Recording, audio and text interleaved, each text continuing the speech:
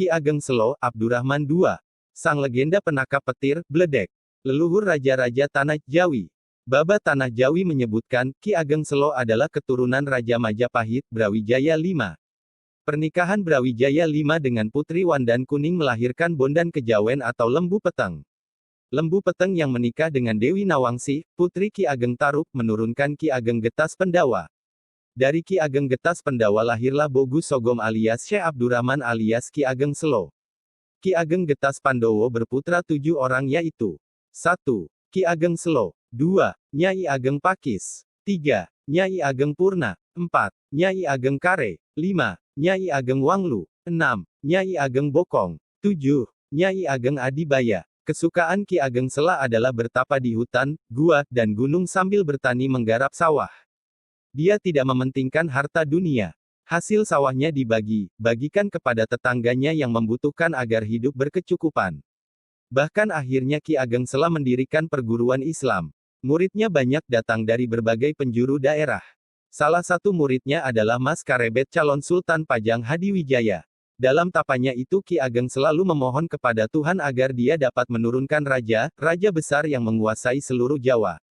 Ketika Sultan Demak, Trenggana masih hidup pada suatu hari Ki Ageng Sela pergi ke sawah. Hari itu sangat mendung, pertanda hari akan hujan. Tidak lama memang benar hujan lebat turun. Halilintar menyambar. Tetapi Ki Ageng Sela tetap enak-enak menyangkul, baru sebentar dia mencangkul, datanglah, Bledek itu menyambar Ki Ageng, berwujud seorang kakek. Kakek itu cepat ditangkapnya dan kena, kemudian diikat di pohon gandri, dan dia meneruskan mencangkul sawahnya. Setelah cukup, dia pulang dan Bledek itu dibawa pulang dan dihaturkan kepada Sultan Demak. Oleh Sultan, Bledek itu ditaruh di dalam jeruji besi yang kuat dan ditaruh di tengah alun-alun. Banyak orang yang berdatangan untuk melihat wujud Bledek itu. Ketika itu datanglah seorang nenek dengan membawa air kendi. Air itu diberikan kepada kakek Bledek, dan diminumnya. Setelah minum terdengarlah menggelegar memekakkan telinga. Bersamaan dengan itu lenyaplah kakek dan nenek Bledek tersebut, sedang jeruji besi tempat mengurung kakek Bledek hancur berantakan. Cerita rakyat Demak, Ki Ageng Selo, sang penakluk kilat. Kehebatan Ki Ageng Selo tak asing lagi bagi penduduk sekitar. Bahkan tersohor hingga ke berbagai negeri. Banyak orang datang padanya dengan berbagai tujuan. Ada yang ingin berguru, ada pula yang datang sekadar untuk minta doa atau disembuhkan dari penyakit yang dideritanya. Kesaktian Ki Ageng Selo tak hanya sampai di situ. Ia pun dapat menangkap kilat yang menyambar-nyambar saat hujan tengah membasahi bumi. Dialah manusia yang ditakuti kilat. Suatu hari, Ki Ageng Selo sedang asyik duduk di masjid sambil bermunajat. Tangannya memutar-mutar tasbih dan mulutnya tak henti-henti berzikir. Sementara itu, di luar hujan mengguyur bumi dengan derasnya. Suasana itu tidak mengganggu kekhusyukan Ki Ageng Selo sama sekali. Bahkan, ia semakin khusyuk. Suara hujan menjadi irama tersendiri dalam hatinya untuk menyenandungkan nama-nama ilahi. Namun keadaan menjadi lain ketika kilat datang. Menyambar-nyambar di atas kubah masjid. Penduduk desa takut karenanya. Ki Ageng Selo sejenak membiarkannya. Mungkin hanya sebentar saja mengganggu batinnya. Semakin dibiarkan, semakin kencang dan sering pula kilat itu menyambar-nyambar. Suaranya menggelegar, memekakkan telinga, membuat anak-anak meringkuk di atas kasurnya, dalam pelukan ibunya. Sementara orang-orang dewasa tak meneruskan pekerjaannya. Di dalam masjid, Ki Ageng Selo mencoba tetap berkonsentrasi pada zikirnya. Tetap khusyuk pada wiridnya. Tiba-tiba di luar masjid penduduk desa berteriak-teriak. Tingkah kilat makin menjadi-jadi. Beberapa pohon tumbang disambarnya. Beberapa rumah roboh ikut terbakar. Mendengar kegaduhan itu, Ki Ageng Selo tak lagi bisa konsentrasi dan khusyuk berzikir. Maka keluarlah Ki Ageng Selo. Begitu Ki Ageng Selo sampai di ambang masjid, penduduk desa sudah menyambutnya dengan berbagai keluhan agar Ki Ageng Selo mau menolong mereka. Rumah saya, Ki, sudah terbakar gara-gara kilat itu, kata salah seorang penduduk. Rumah saya juga, hancur karena pohon di depan rumah tumbang gara-gara disambar kilat jahat itu, kata yang lainnya. Lihatlah anak saya, Ki. Kakinya patah terkena reruntuhan rumah. Ki Ageng Selo tak banyak bicara. Ia memandangi satu persatu wajah penduduk yang menyiratkan kesedihan sebab kehilangan harta bendanya. Masuklah kalian ke dalam masjid, suruh Ki Ageng Selo kepada penduduk desa. Jangan lupa cuci kaki kalian dulu. Lanjutnya memperingatkan. Perlahan kaki Ki Ageng Selo melangkah menuruni anak tangga masjid. Sebelum sampai ke tanah, ia berhenti sejenak.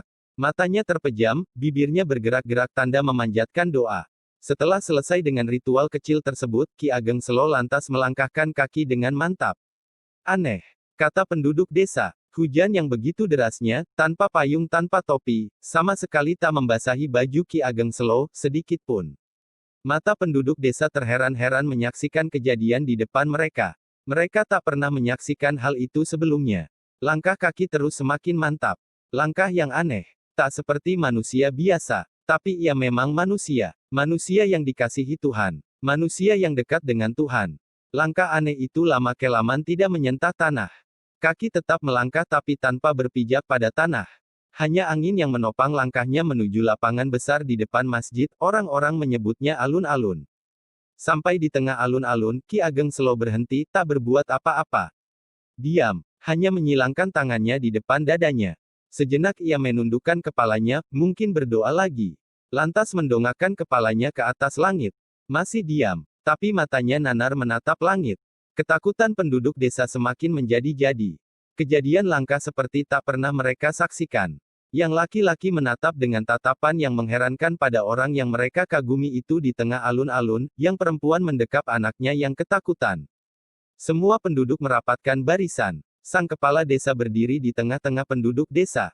Saudara-saudara semua, mari kita panjatkan doa kepada Tuhan sebisa mungkin, agar Ki Ageng Selo selamat dan dapat menghentikan bencana ini. Ya, mari, sambut penduduk. Mulut semua penduduk lantas berkomat-kamit. Tak banyak dari penduduk yang tak hafal doa, bahkan ada yang tidak bisa sama sekali. Tapi mereka berupaya semampu mereka. Mengeja apa yang mereka tahu sebagai doa. Sementara itu, di atas alun-alun depan masjid, suara guntur dan sambaran kilat makin menjadi-jadi.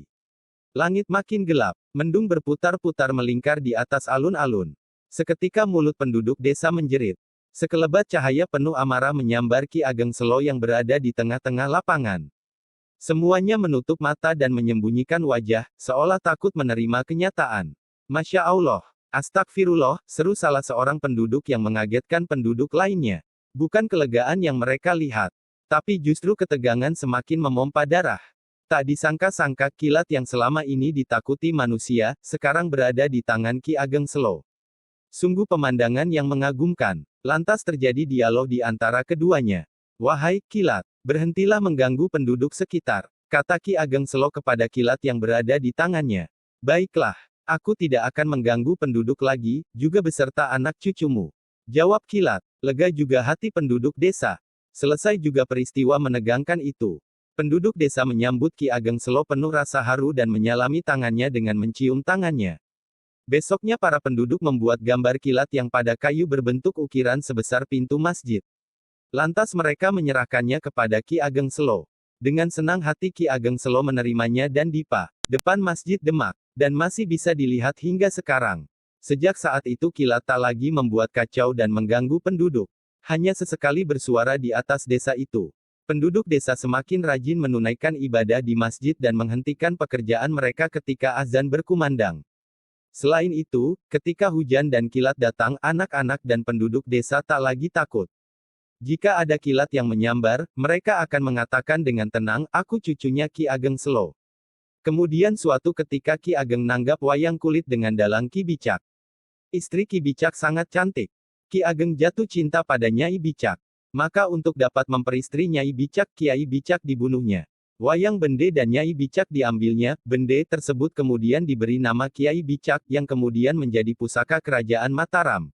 Bila bende tersebut dipukul dan suaranya menggema, bertanda perangnya akan menang, tetapi kalau dipukul tidak berbunyi pertanda perangnya akan kalah.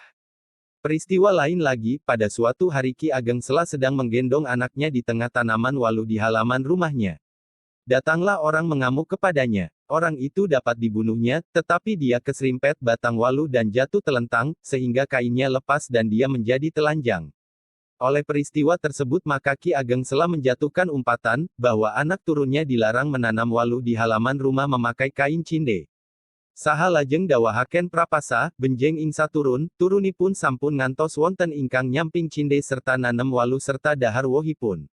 Dirjo Subroto, 1928 banding 152-153. Dalam hidup berkeluarga Ki Ageng Sela mempunyai putra 7 orang yaitu 1. Nyai Ageng Lurung Tengah 2. Nyai Ageng Saba, Wana Saba 3. Nyai Ageng Basri 4. Nyai Ageng Jati 5. Nyai Ageng Patanen 6. Nyai Ageng Pakis Dadu, dan bungsunya putra laki bernama